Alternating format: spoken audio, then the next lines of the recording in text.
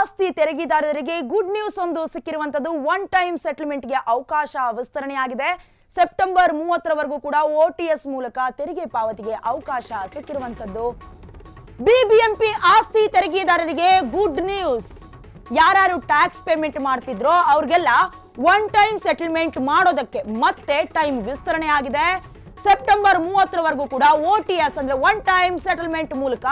ತೆರಿಗೆ ಪಾವತಿ ಮಾಡೋದಕ್ಕೆ ಅವಕಾಶ ಕೊಟ್ಟಿರುವಂತದ್ದು ಈ ಮೊದಲು ಜುಲೈ 31ರವರೆಗೂ ಕೂಡ ಅವಕಾಶ ಇತ್ತು ಪಾಲಿಕೆಯವರು ಕೊಟ್ಟಿದ್ರು ಆದ್ರೆ ಇದೀಗ 2 ತಿಂಗಳ ಕಾಲ ತೆರಿಗೆ ಪಾವತಿಗೆ ಅವಕಾಶ ಕಲ್ಪಿಸಿದ್ದಾರೆ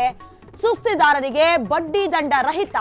ಓಟಿಎಸ್ ಯೋಜನೆಯಿಂದ ಬಾಕಿ ಪಾವತಿಯಾಗಿದೆ ಪಾಲಿಕೆಗೆ ಬರಬೇಕಾಗಿದ್ದ ಸುಮಾರು 831 ಕೋಟಿ ತೆರಿಗೆ ಹಣ ಓಟಿಎಸ್ ಯೋಜನೆಯಿಂದ ಪಾಲಿಕೆಗೆ ಬಂದಿದೆ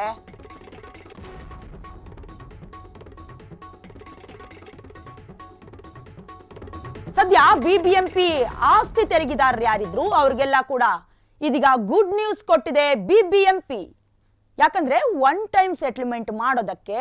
ಮತ್ತೆ ಅವಕಾಶ ಅಂದ್ರೆ ಟೈಮ್ ಅನ್ನ ಕೊಟ್ಟಿರುವಂತದ್ದು ಇದಕ್ಕಿಂತ ಮೊದಲು ಜುಲೈ 31ರವರೆಗೂ ನಿಮ್ದು ಯಾವ್ದಾದ್ರು ಟ್ಯಾಕ್ಸಸ್ ಬಾಕಿ ಇದ್ರೆ ಟ್ಯಾಕ್ಸಸ್ ಪೆಂಡಿಂಗ್ ಇದ್ರೆ ಅದನ್ನ ಪೇಮೆಂಟ್ ಮಾಡ್ಕೋಬಹುದು ಅಂತ ಈ ಹಿಂದೆ ಜುಲೈ 31ರೊಳಗಡೆ ಮಾತ್ರ ಅವಕಾಶ ಇತ್ತು ಇದೀಗ ಟ್ಯಾಕ್ಸ್ ಪೇಮೆಂಟ್ ಮಾಡುವಂತವರಿಗೆ ಗುಡ್ ನ್ಯೂಸ್ ಸಿಕ್ಕಿದೆ ಏನು ಅಂದ್ರೆ ಇನ್ನೂ 2 ತಿಂಗಳ ಕಾಲ ತೆರಿಗೆ ಪಾವತಿಗೆ ಅವಕಾಶ ಸಿಕ್ಕಿದೆ ಅದು ಕೂಡ ಇನ್ನೊಂದು ಗುಡ್ ನ್ಯೂಸ್ ಏನಂದ್ರೆ ಸುಸ್ತಿದಾರರು ಯಾರಿದ್ರು ಅವರಿಗೆ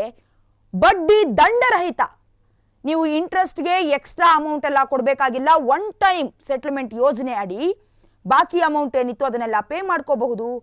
ಪಾಲಿಕೆಗೆ ಬಿಬಿಎಂಪಿ ಪಾಲಿಕೆಗೆ ಸುಮಾರು 831 ಕೋಟಿ ತೆರಿಗೆ ಬಾಕಿ ಉಳ್ಕೊಂಡಿತ್ತು ಓಟಿಎಸ್ ಯೋಜನೆಯಿಂದ 217 ಕೋಟಿ ರೂಪಾಯಿ ತೆರಿಗೆ ಹಣ ಬಂದಿದೆ ಇಲ್ಲಿವರೆಗೂ ಅಂದ್ರೆ ಜುಲೈ 31ರ ಒಳಗೆ 217 ಕೋಟಿ ರೂಪಾಯಿ ಹಣ ಬಂದಿದೆ ಇನ್ನು ಕೆಲವು ಜನಗಳು ಕೆಲವು ಪೇಮೆಂಟ್ ಮಾಡುವಂತವ್ರಿಗೆ ಕಾಲಾವಕಾಶ ಬೇಕಿತ್ತು ಅವರೆಲ್ಲರಿಗೂ ಕೂಡ ಈಗ ಓಟಿಎಸ್ ಯೋಜನೆ ಅಡಿ ಗಡುವು ಸಿಕ್ಕಿರುವಂತದ್ದು